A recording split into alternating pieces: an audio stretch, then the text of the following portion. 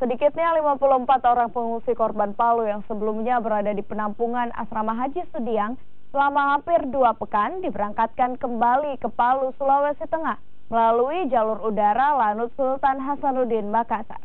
Pemulangan bagi pengungsi yang berada di Makassar dilakukan secara bertahap dan diutamakan bagi para karyawan, PNS, dan siswa menyusul pulihnya kondisi di Sulawesi Tengah saat ini.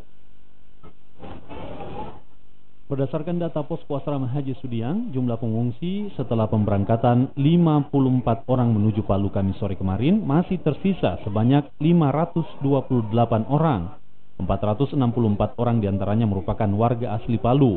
Hingga saat ini pendataan bagi para pengungsi yang akan kembali ke Palu terus dilakukan khususnya melalui jalur udara hingga 26 Oktober mendatang sesuai pemberlakuan masa darurat bencana yang diberlakukan di Palu. Para pengungsi yang pulang masih didominasi para pegawai negeri sipil dan keluarga yang kondisi rumahnya masih layak huni.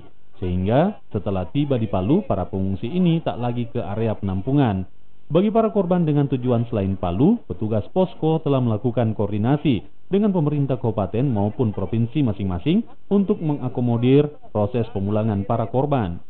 Proses pemulangan secara bertahap ini dilakukan sejak beberapa waktu lalu, baik menggunakan jalur udara maupun jalur laut setelah dipastikan kondisi trauma para korban mulai pulih seiring dengan mulai pulihnya kondisi Palu saat ini.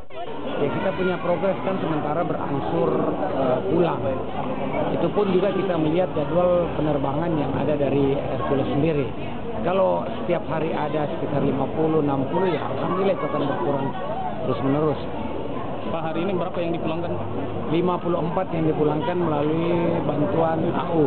Untuk langsung tujuan Palu? Langsung tujuan Palu. Selain 54 pengungsi Palu yang terdata di Posko Asrama Haji, juga terdapat 18 orang lainnya yang juga korban Palu, namun sebelumnya tinggal di rumah keluarga di Makassar, yang juga diberangkatkan dengan menggunakan Hercules. Hermanto Jomba, Kompas TV Makassar, Sulawesi Selatan.